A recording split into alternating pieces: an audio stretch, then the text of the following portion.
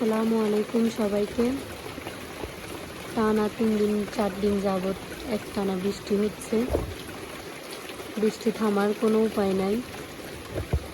এখনো আকাশ কালো হয়ে বৃষ্টি আসছে।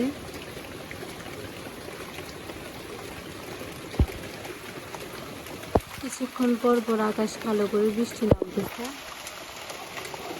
এই যে বৃষ্টির মধ্যে হাঁসগুলো এখানে জমির মধ্যে বসে আছে। দেখতে পাচ্ছেন কি পরিমাণ বৃষ্টি হচ্ছে। এখনো সকাল থেকে এভাবে অনবরত বৃষ্টি হয়ে যাচ্ছে। চারিদিকে কুয়াশার মতো অন্ধকার হয়ে যাচ্ছে। বৃষ্টির কারণে চারপাশ অন্ধকার হয়ে আসছে। আকাশে অনেক মেঘ, মনে হচ্ছে সন্ধ্যা হয়ে গেছে। একদম সন্ধ্যার মতো অবস্থা। কেউ বলবে না যে এখন দুপুর। চারপাশে অন্ধকার। এইভাবে গত 4-5 দিন ধরে বৃষ্টি হচ্ছে, থামার কোনো উপায় নাই। আমাদের পুচি ঘরের সামনে বসে বসে বৃষ্টি দেখতেছে। বৃষ্টির কারণে ও গত 3-4 দিন যাবত ধরে বের হতে পারতেছে না। ও অপেক্ষা করতেছে কখন বৃষ্টি থামবে আর কখন ও বের হবে। বৃষ্টি আসলে ওরা আর বের হতে পারে না, এভাবে জড়সড় হয়ে ঘরের মধ্যে বসে থাকে। অতিরিক্ত বৃষ্টির কারণে আমাদের উঠানে আবারও পানি উঠে গেছে।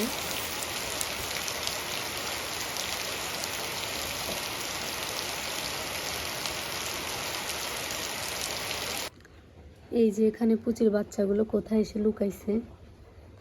এখানে ওরা ঘুমাচ্ছে, এটা ওদের ঘুমের জায়গা। ওরা যেখানে পারে সেখানে ঘুমায়। যেহেতু এখন বৃষ্টি, তাই ওদের কাছে একটু ঠান্ডা লাগতেছে। ওরা এখানে জড়সড় হয়ে ঘুমাচ্ছে। এই যে দেখতে পাচ্ছেন আকাশ এখনো কালো হয়ে আছে, হালকা বাতাসও হচ্ছে। বৃষ্টি এখন কিছুটা থেমেছে, কিন্তু কিছুক্ষণ পর পর আবার বৃষ্টি আসে। বৃষ্টি কিন্তু এই বছর থামতেছে না। টানা ঠিক করে 1 সপ্তাহের জন্য রোদ হয়নি এখনো পর্যন্ত। প্রতিদিন বৃষ্টি হবেই।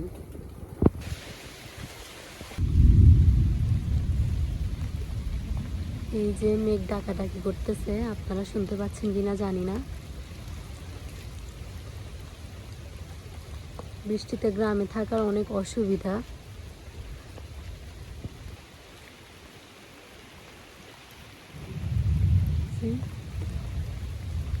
মেঘ ডাকাডাকি করতেছে, আবার কালো হয়ে বৃষ্টি আসতেছে আকাশ।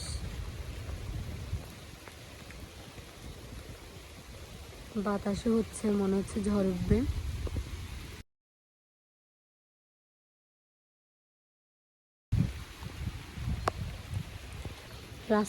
রাস্তাঘাটে অনেক পানি জমে গেছে। এই যে রাস্তাঘাটের অবস্থা খুবই খারাপ। যে দেখতে পাচ্ছেন যত দূর যাচ্ছে চোখ তত দূরই কাদা আর পানি।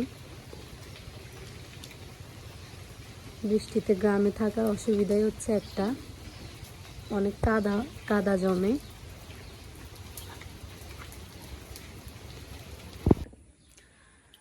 বৃষ্টি শেষ হওয়ার পর আমরা ছাদে আসলাম ছাদের গাছগুলো দেখার জন্য। এই যে অতি বৃষ্টিতে ফুলগুলো নষ্ট হয়ে গেছে। ফুলের কলিগুলো একদম মরা মরা অবস্থা বৃষ্টির কারণে। এই যে গাছের এই ডালটায় আবার ফুল আসছে। মোটামুটি গাছের মধ্যে অনেক ফুল আসছে, কিন্তু বৃষ্টির কারণে গাছগুলোর অবস্থা খুবই খারাপ। এই যে এটা পেঁপে গাছ, ঠিক আছে মোটামুটি এখনো। এই যে আমার নয়নতারা ফুল গাছটা অতিরিক্ত বৃষ্টির কারণে মারা গেছে, পানি জমে। বন্যার কারণে এই গাছগুলোকে নিচে থেকে উপরে উঠালাম, এখন বৃষ্টির কারণে গাছগুলোই মারা গেছে। গাছটা অনেক সতেজ ছিল, বড় ছিল একদম, অনেকগুলো ফুল দিত।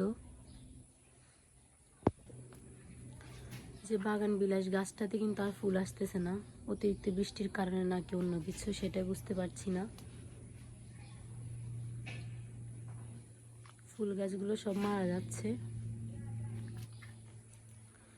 এই যে মরিচ গাছটা, বর্ষার মধ্যে মরিচ গাছ কিন্তু ছাদে হয়, তখন আর জমিতে হয় না। ছাদে আপনারা চাইলে টবে কিন্তু বর্ষাকালে মরিচ গাছ লাগাতে পারেন। বর্ষা আসার আগে ভালোই মরিচ হয় টবের মধ্যে।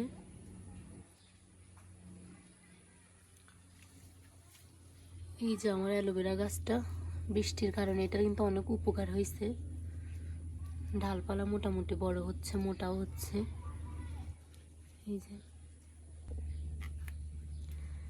এই যে বিলাতি ধনিয়া পাতা গাছটা কিন্তু অনেক বড় হয়ে গেছে বৃষ্টির মধ্যে। এটা ছোট ছোট পাতা বের হয়েছে অনেকগুলা। এই যে এগুলো হচ্ছে বড় পাতা।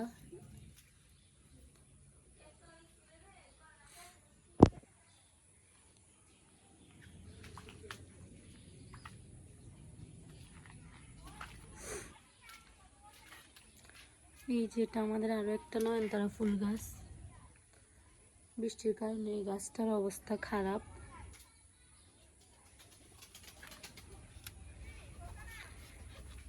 এই যে এখানে দেখতে পাচ্ছেন এই পাতাগুলো দিয়ে কিন্তু ভর্তা বানিয়ে খাওয়া যায়। এই গাছগুলোর নাম কি আমি জানি না, ভুলে গেছি। আপনাদের যদি জানা থাকে তাহলে কমেন্টে অবশ্যই বলবেন। এই যে টানা বৃষ্টির কারণে জমির মধ্যে অনেক পানি জমে গেছে, চারপাশে আবার পানি উঠে যাচ্ছে।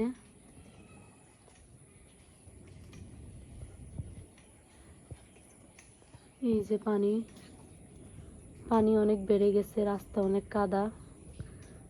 আর কিছুদিন বৃষ্টি হলে রাস্তায় আবার পানি উঠে যাবে। এই যে আকাশ এখনো মেঘলা, একটু পর পরে বৃষ্টি আসে।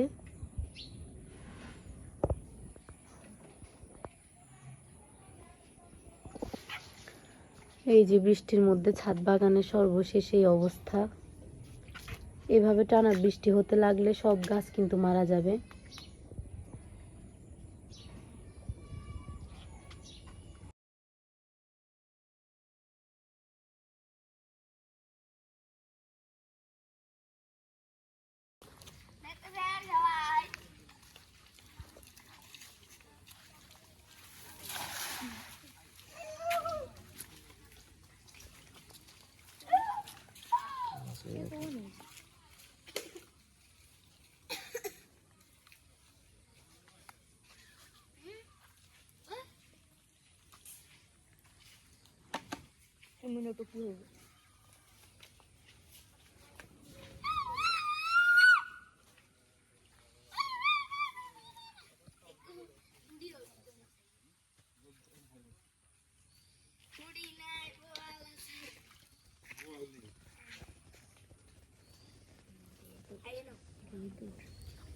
আজকে দেখি একদমই মাছ নাই। মানুষ তো ঘুরে থাকলে কিন্তু মাছ